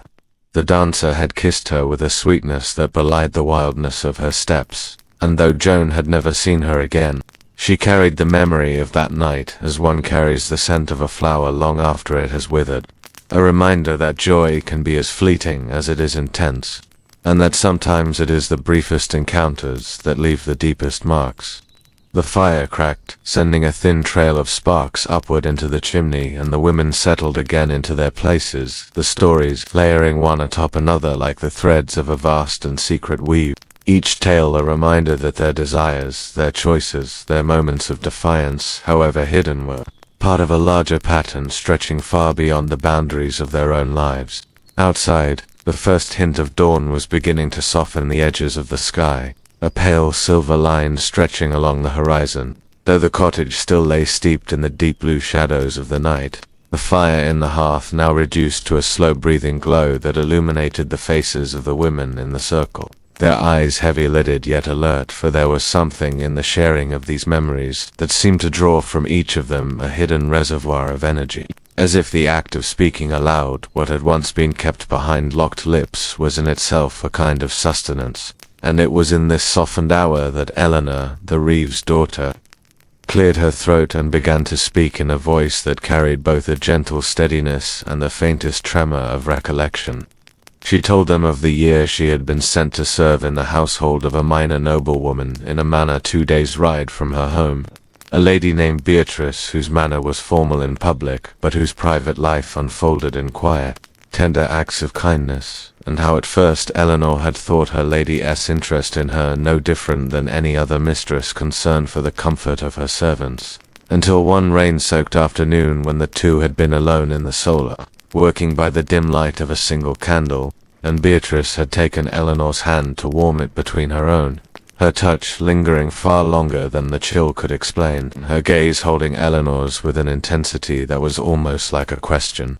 From that moment, the air between them had shifted, every small gesture carrying with it the weight of something unspoken, until one evening, when the house slept and the fire in the solar burned low, Beatrice had invited Eleanor to sit beside her, their shoulders touching as the rain whispered against the leaded windows. And there, without words, Beatrice had leaned in, her lips brushing Eleanor's, with a softness that seemed at once impossibly tentative and yet filled with the certainty of someone who had long imagined the moment. They had stolen time together in the days that followed, walking the manor gardens at dawn before anyone else stirred their hands, brushing among the damp roses, and in those fleeting moments Eleanor had felt something awaken in her that she had not known was sleeping, a sense of herself as a woman whose heart could beat with an urgency that defied the roles set out for her. And though their connection had to end when her service was completed, Eleanor spoke now of Beatrice's gentle smile and the press of her hand as they parted, as though it had been only yesterday.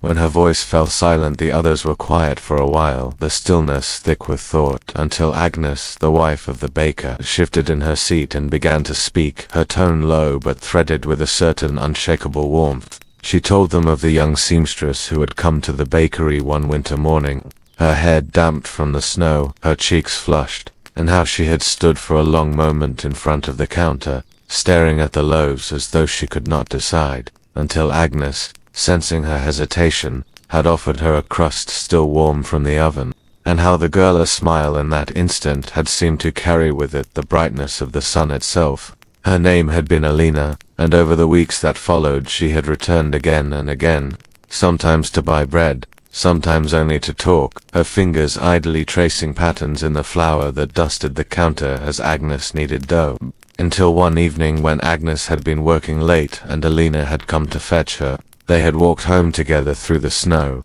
their breath rising in clouds, the whole village quiet under its blanket of white, and at the door to Agnes's house, with the glow of the hearth flickering within, Alina had leaned close and kissed her, the taste of fresh bread still warm between them. That winter had been filled with small moments, shared laughter over spilled flour, the warmth of two bodies close under a single blanket, the smell of bread mingling with the scent of Alina's hair, and, though spring had eventually come, and with it the changes that pulled them apart, Agnes still spoke of that season as though it had been a kind of miracle, a time when the world outside might have been cold, but her own small corner of it had been lit with a steady glow. The women listened without interruption, the fire casting shifting patterns over their faces, and it was Margaret, the herbalist's apprentice, who next spoke, her voice quiet and thoughtful. She told them of the noblewoman's daughter who had come to her mother for a cure for sleeplessness, a girl named Isabel whose fine gowns could not quite disguise the weariness in her eyes, and how as Margaret prepared the tinctures, Isabel had spoken of the endless pressures of court life. The constant scrutiny, the demand to always smile, to always be gracious, to always hide her true thoughts behind the mask of politeness, and how, over the weeks, Isabel's visits had become less about the tinctures and more about the time they spent walking together in the meadow beyond the village, where the only witnesses were the wildflowers and the wind. One summer evening, as the sun melted into the horizon and the air was filled with the hum of bees settling for the night, Isabel had stopped in the tall grass and turned to Margaret, her fingers brushing her cheek, and in that moment, Margaret had known without doubt that she would remember the feel of that touch for the rest of her life, for it had been like the breaking open of something long kept shut. A moment of clarity in which the world seemed impossibly vast and yet small enough to fit between their joined hands. Her voice faded into the soft crackle of the fire, and again the room fell into a companionable silence. The kind that comes when words have done their work, and there is nothing left but to sit in the warmth of shared understanding, the women leaning back in their chairs, their eyes reflecting the slow dance of the embers as outside, the sky began to lighten, hinting that the night's circle would soon dissolve into the business of the day. The first faint bird song had begun to drift in from the hedgerows, a thin ribbon of sound curling into the air as the pale light of morning seeped slowly into the room. Yet the women remained gathered as if unwilling to let go of the shelter they had built in the hours before dawn, a shelter made not of stone or timber but of words, glances, and the fragile trust that grows only in the presence of those who will not betray it. And it was Joan, the miller's widow, who now leaned forward, the shadows deepening the lines at the corners of her eyes, her voice carrying the grainy texture of a woman who had weathered many seasons and yet still spoke with the quiet conviction of someone who remembered what it meant to be alive in the marrow of her bones. She told them of a time long ago when she had still been young and the mill wheel turned day and night with the steady groan of wood against water, and how one evening a traveler had come to the mill seeking shelter, a man with hair the color of polished chestnut and a cloak still damp from the river mist, and how though she had greeted many strangers in her life, there had been something in his eyes that seemed to see past the flower dust on her skirts and the roughness of her hands, something that made her breath catch in a way she could not quite name. He had stayed for 3 days, helping her husband mend the sluice gates and sharing stories by the fire at night. And it was on the second evening, when her husband had gone to tend the horses, that the traveler had looked at her in the flickering light and said her name softly, as though tasting it for the first time, and then, without asking but with a gentleness that seemed to fold her into another life, had kissed her, the warmth of his mouth lingering long after they pulled apart. She had not seen him again after he left at dawn on the third day, his boots disappearing into the mist as though he had never been there at all. Yet for years afterward, whenever she heard the creak of the mill wheel in the night, or caught the scent of river water on the wind, she thought of him and of the way a single glance, a single touch could shift the course of a heart, even if the world itself never changed. When she fell silent, the others did not rush to fill the air, but instead sat with her words, letting them sink,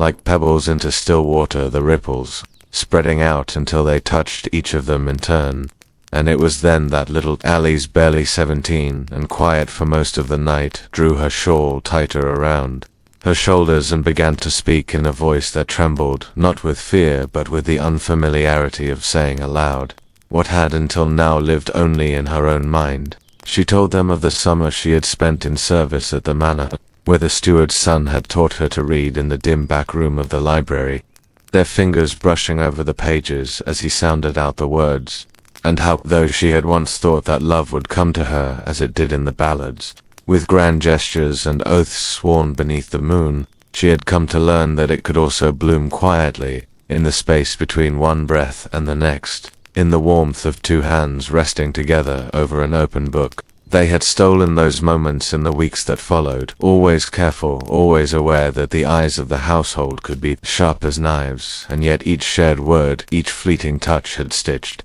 something into her heart that she carried still, even now, sitting in the circle with the women, her cheeks flushed, not with shame, but with the warmth of the memory. As Alice's voice faded, the room felt suspended in that fragile balance between night and morning, the fire now a bed of glowing embers, the air holding the faint smell of wood smoke and wool. And it was in that softened stillness that Matilda, the midwife, spoke, her tone measured and low, each word falling into place with the care of someone accustomed to speaking truths that must be heard even when they are hard. She told them of a woman she had known in her youth, a healer who lived alone at the edge of the forest, feared by some for her knowledge of herbs, but sought by others for the very same reason, and how Matilda, still an apprentice then, had gone to her one autumn evening to learn the use of a certain root, only to find her sitting at the table with another woman, their heads bent close together, their hands clasped across the wood in a way that spoke of a bond far deeper than friendship. The healer had smiled at her, not embarrassed, not secretive, but with a kind of quiet acknowledgement, as though to say, here is one more truth in the world, and it is no less worthy than any other. And in that moment Matilda had understood that love took many forms, some spoken of openly, others hidden in the shadows, but all of them deserving of the same care and respect she gave to the work of her own hands. By the time her story ended, the pale light of morning had crept fully into the room, softening the faces of the women and casting the walls in a wash of silver grey, and outside the village was beginning to stir, the clatter of a pail against a well-stone, the muffled call of a cockerel, the rustle of wind in the thatch. Yet still they lingered, as though reluctant to let the day claim them, each of them holding in their hearts not just their own memories, but the fragments of those shared by the others, a patchwork of lives, stitched together in the quiet hours before dawn, bound by the knowledge that these stories once spoken could never be entirely lost, that somewhere in the marrow of each of them they would live on. The morning had fully claimed the village, now spilling across the crooked lanes and washing the rooftops in gold. Yet inside the low-timbered room, the women still lingered, unwilling to release the fragile cocoon they had spun through the long night, for outside was the noise of life returning to its routines,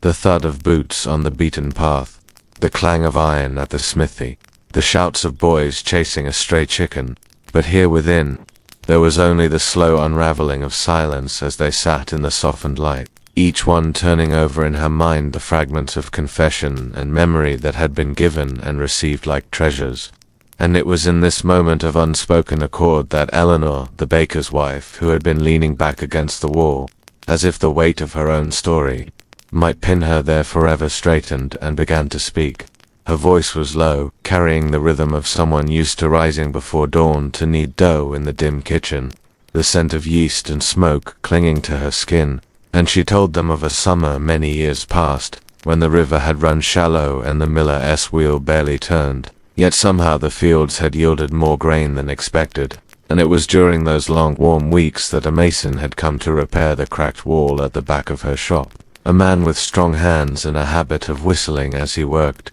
his songs tumbling into the air like bright ribbons. At first they had spoken only of bread and stone, of flour, sacks and mortar, yet with each day their words slipped further from their work, wandering into the shaded lanes of memory and longing. Until one afternoon, as she stood beside him holding a bucket of water, his arm brushed hers, and she felt a spark, like the first bite into a fresh loaf, unexpected and warm. And before she could stop herself, she had reached for his hand, and in the hush of that moment they both understood something had shifted. It was never more than that. A brief clasp, a shared glance, a soft smile when he left with his tools slung over his shoulder. Yet for years afterward, whenever she lifted a loaf from the oven and the crust cracked, just so she thought of him and of the way certain moments, though fleeting, could root themselves in the heart as surely as any stone in a wall. The others listened without judgment, letting her words settle into the room like the smell of warm bread, and it was Agnes, the blacksmith's sister, who then began her own tale, her eyes distant as though she was speaking not to those present, but to the girl she had once been. She had been barely 20 when she first met the traveling minstrel, his lute slung across his back and his voice carrying through the marketplace like sunlight breaking through clouds. And though she had heard many songs before, there was something in the way his melodies curled around her name when he learned it, as if it had been waiting for him to find it, and in the days that followed she found herself wandering to the edge of the square just to hear him play. One evening when the market had emptied and the air was thick with the scent of cooling stone, he had offered her his hand without a word, leading her down a narrow lane to the riverbank where they sat until the moon rose, their shoulders pressed together, his music filling the spaces between their silences. And though they never spoke of love, she had carried the shape of that night within her ever since, a quiet, steady reminder that sometimes the most profound connections need no name. Outside, the sound of a cart rattling over the cobblestones drew closer, then faded, and it was Margaret, the seamstress, who leaned forward now, her fingers tracing invisible stitches across her skirt as she began to speak, her words careful, as though pulling each from a basket she had kept hidden for years. She told them of a woman she had once sewn for noble's daughter whose betrothal had been arranged when she was still a child, and how, in the weeks before the wedding, Margaret had been called to fit her gowns, working in the high-ceilinged chamber with its tall windows and heavy drapes, and how it was during those long fittings that the girl had confessed her heart belonged not to the man she was to marry but to her handmaiden, a quiet, sharp-eared woman who could plait hair so finely it seemed woven from silk. Margaret had never spoken of it to another soul, not even now revealing the names. But she remembered the way the noble's daughter had looked at her handmaiden in the mirror, as if the rest of the world fell away in that reflection, and she remembered, too, the way the handmaiden's fingers had lingered on the girl's shoulder when fastening the final row of buttons, a gesture as intimate as any kiss. By now, the light had shifted again, the golden wash of morning giving way to the clear brightness of day,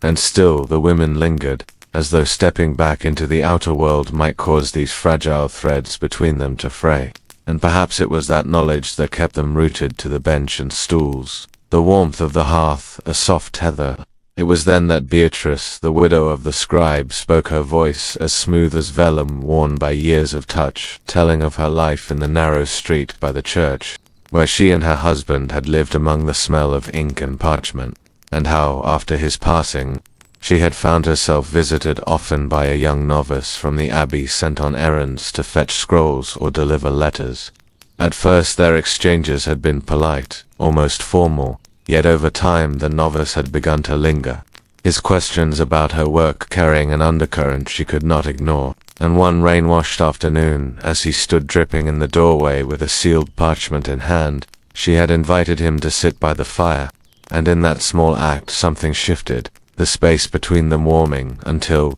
without thought, she had reached to brush the wet from his hair, and the look he gave her in return had been both startled and knowing. Nothing came of it beyond that moment, for the boundaries between their lives were as fixed as the ink on her husband's finest manuscripts. Yet she carried the weight of that look with her, still not as a regret, but as a reminder that even the most carefully ordered lives could hold sudden quiet storms. The room fell silent then, not from exhaustion but from the fullness of all that had been shared, and outside the clang of the smith's hammer rang faintly, calling them back to the day. Yet for a few breaths more they remained as they were, bound by the invisible threads of story and confession, knowing that, though they would rise and return to their tasks, something within each of them had been altered, the way a hearth is never quite the same once a new flame has been lit within it. The night after that gathering settled over the town like a heavy cloak, the streets silvered under a waning moon, the only movement the slow drift of smoke curling upward from scattered chimneys,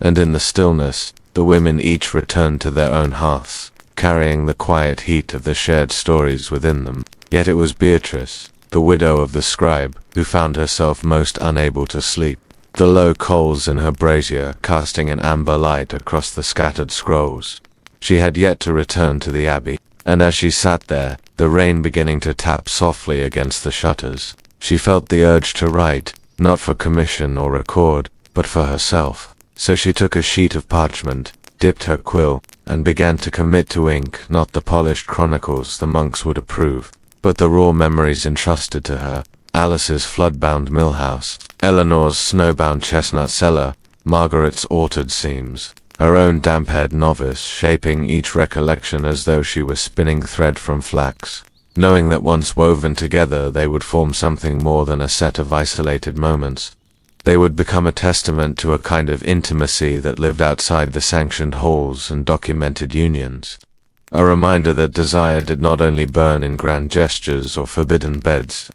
but also in glances, in touches, brief as a moth's wing, in silences charged with the weight of what could not be said. In the days that followed, the rhythm of the town resumed its steady beat, carts rattling over cobbles, chickens scratching in the dust, the market square filling with a familiar chorus of barter and gossip. Yet beneath the ordinary lay an undercurrent only the women felt, a subtle pulse like a shared heartbeat, and it was perhaps this current that led Eleanor, the baker's wife, to linger longer than usual at Margaret's doorway one afternoon, ostensibly to discuss the repair of a hem, but in truth to hear again the soft rustle of fabric under deft fingers,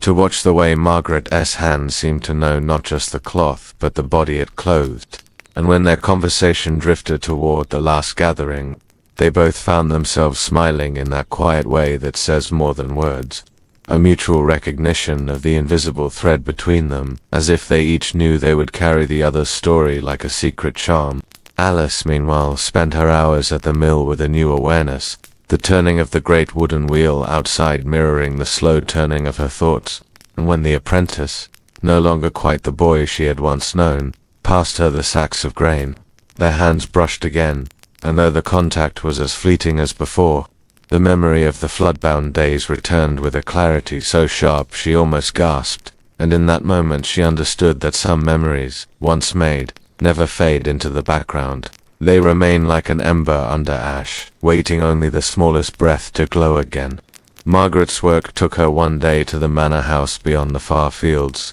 where she was tasked with altering a gown of deep green wool for the mistress of the estate, and it was there, in the great hall. But she overheard a low exchange between the mistress and one of the kitchen maids, a murmured conversation punctuated by laughter too intimate for mere employer and servant, and as she worked the gown in her lap, her needle dipping in and out with practiced ease, she kept her eyes on her stitches, but her ears on the rhythm of those voices,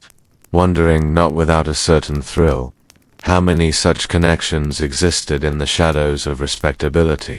How many whispered meetings unfolded in pantries and storerooms, in the folds between duties, and whether, when told in years to come, they would sound as tender and charged as the stories the women shared by the fire. The abbey sent for more documents, and Beatrice received the request with a quiet satisfaction, for she had already copied the official texts and replaced them with her own private bundle of recollections, hidden beneath the false bottom of a wooden chest, a place no monk would think to look, and she resolved that one day, when she was certain of the hands that would receive them, she would pass the bundle on, ensuring that the women's stories, these small rebellions against the silence imposed on them, would not vanish like footprints in the first rain of spring. As another gathering approached, a soft anticipation spread among them, not the giddy excitement of youth, but the steady warmth of knowing they would again sit in that circle, again watch the firelight catch in each other's eyes,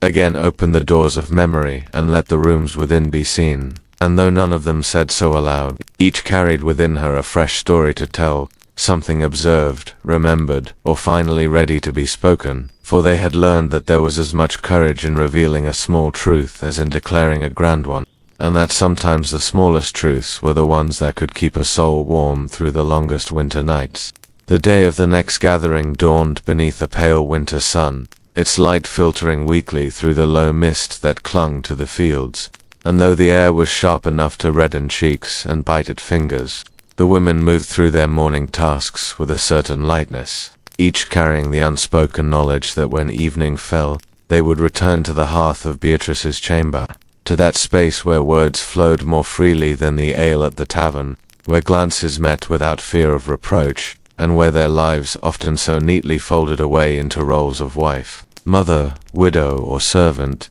could spill open like unbound pages, the ink still wet and alive. Eleanor spent the afternoon kneading dough, the yeasty scent filling her small kitchen as she shaped the loaves for baking, her hands working with the skill of habit while her thoughts wandered to the story she might share, something she had kept close for months. A moment by the riverbank last spring, when she had slipped away from the market to cool her feet in the water and found herself joined by another woman from a nearby village, a stranger with hair the color of honey and a voice as low as the hum of the current, and how they had spoken of nothing and everything until the sun tilted westward, their bare toes stirring the pebbles beneath the surface,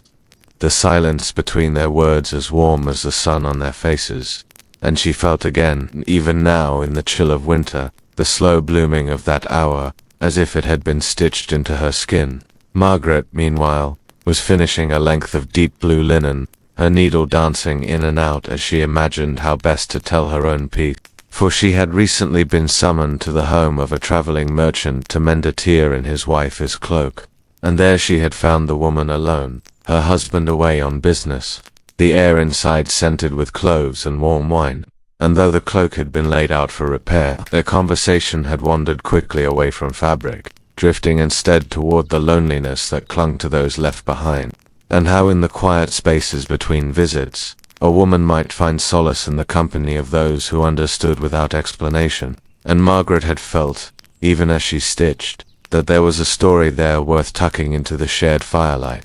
Alice's preparations were simpler, a basket of small oatcakes she would bring for the group, but her mind was restless, turning over a recent encounter at the mill when a young woman from the abbey had come to collect flour, her plain robe dusted white from the sacks she carried, and how as they worked together to load her cart, the woman's hand had rested a moment too long on Alice's wrist. her gaze meeting hers in a pause heavy with unsaid things, before she turned away with a faint smile, leaving Alice to wonder if that brief contact had been nothing at all or everything she thought it was. When evening came, the mist had thickened again, wrapping the village in a soft veil, and one by one, the women made their way to Beatrice's chamber. Their steps quickened not by the cold, but by anticipation, and soon they were gathered once more, the fire crackling low but steady, the scent of spiced cider mingling with the faint sweetness of the oatcakes, and Beatrice welcomed them with that quiet smile she always wore at these meetings,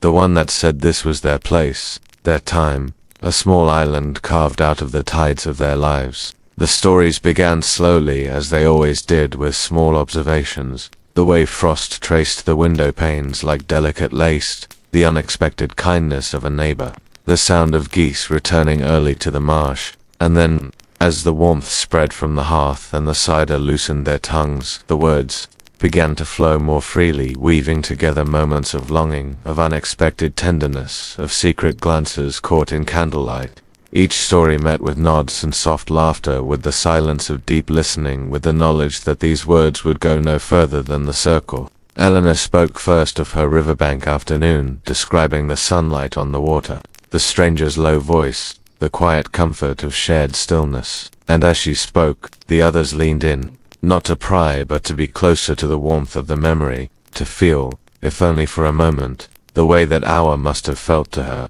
Margaret followed with her tale of the merchant's wife, her voice softening as she described the scent of cloves, the shared confession of loneliness, the understanding that passed between them without the need for touch, and when she finished there was a moment's pause, the kind that holds something delicate in its hands before letting it go.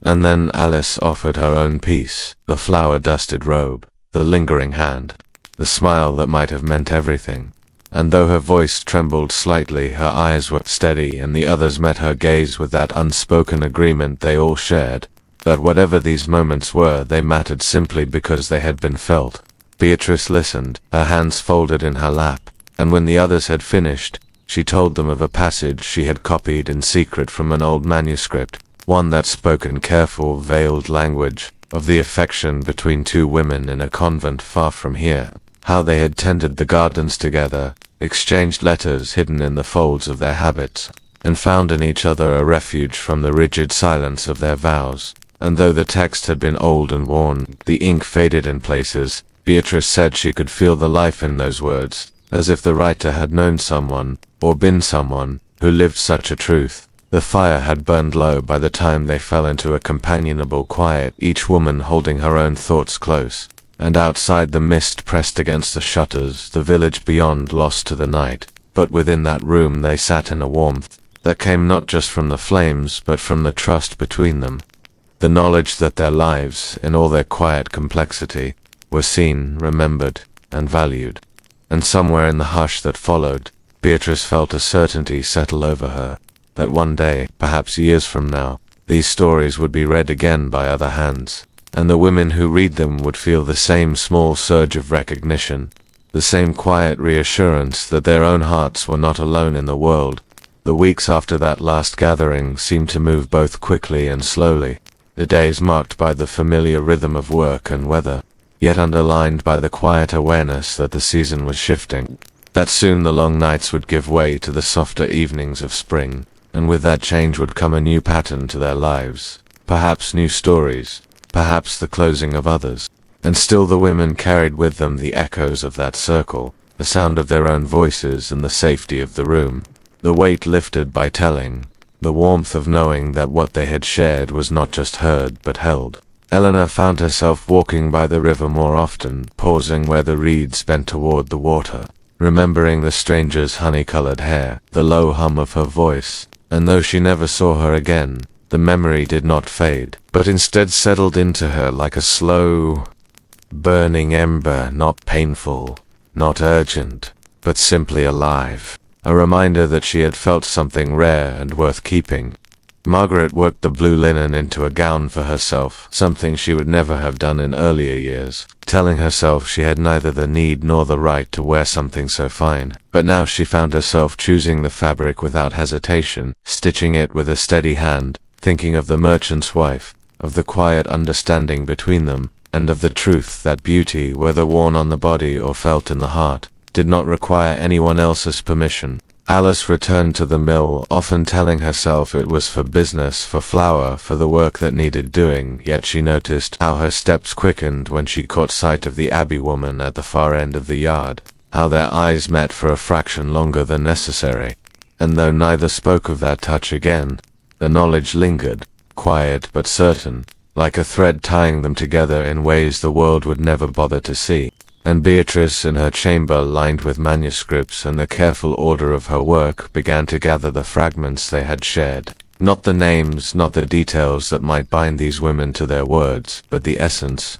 the shape of their experiences, the moments of tenderness and defiance, the ways in which desire and companionship and courage wove through their lives as real as the bread. They baked the linen, they stitched the candles, they burned. She wrote them as she might a tapestry, each thread a moment, each moment a voice. And though she knew these writings might never leave her shelves, she also knew that in setting them down, she was ensuring they could not vanish entirely, that some future reader, perhaps centuries hence, might lift one of these pages from the dust and feel, as she had felt with the convent manuscript, the undeniable pulse of another life reaching across time. When at last the final gathering of the season came, the air was damp with the promise of rain, and the room was warm with the glow of the hearth, the cider fragrant in its pot, the sound of chairs scraping against the floor as they settled into their places, each one aware, though none said it, that this might be the last time for many months. They would sit like this, the circle whole and unbroken. They spoke not just of moments past, but of the months ahead, of lambing and planting, of market days and holy days, of the visits they would make when they could. And though there was laughter, and the easy comfort of being among one's own, there was also a softness in their voices, an unspoken promise that the threads between them would hold, even when distance and work pulled at them. As the evening deepened and the rain began to tap against the shutters, Beatrice poured the last of the cider, and they lifted their cups in a quiet toast, not to any one person, not to any single story, but to the fact that they had been here together, that they had dared to speak, that they had found in each other a place where the truth, in all its forms, could exist without fear. When they rose to go, the fire burned low, the last embers settling into a soft red glow, and the room seemed, for a moment, to breathe, as if it too understood what had been kept within its walls. And then the door opened, letting in the cool damp of the night, and one by one they stepped into the darkness, their cloaks pulled tight, their steps slow, not from reluctance, but from a quiet wish to carry this warmth with them just a little longer. And somewhere beyond the mist and the turning of the year, the stories waited, in the pages Beatrice had written, in the hearts of the women who had lived them, and perhaps in the lives of others who would one day find themselves unexpectedly in a circle of listening and telling, and know, without needing to be told, that they were not alone. And so, dear listener, if you've stayed with me until now, I hope you've felt the quiet intimacy of these moments, the lives hidden within history's margins, the truths whispered but rarely written down. And if you'd like to drift into more of these gentle, immersive journeys through the past, I invite you to subscribe to this channel so you'll never miss a story. And if you found yourself caught in the slow warmth of this telling,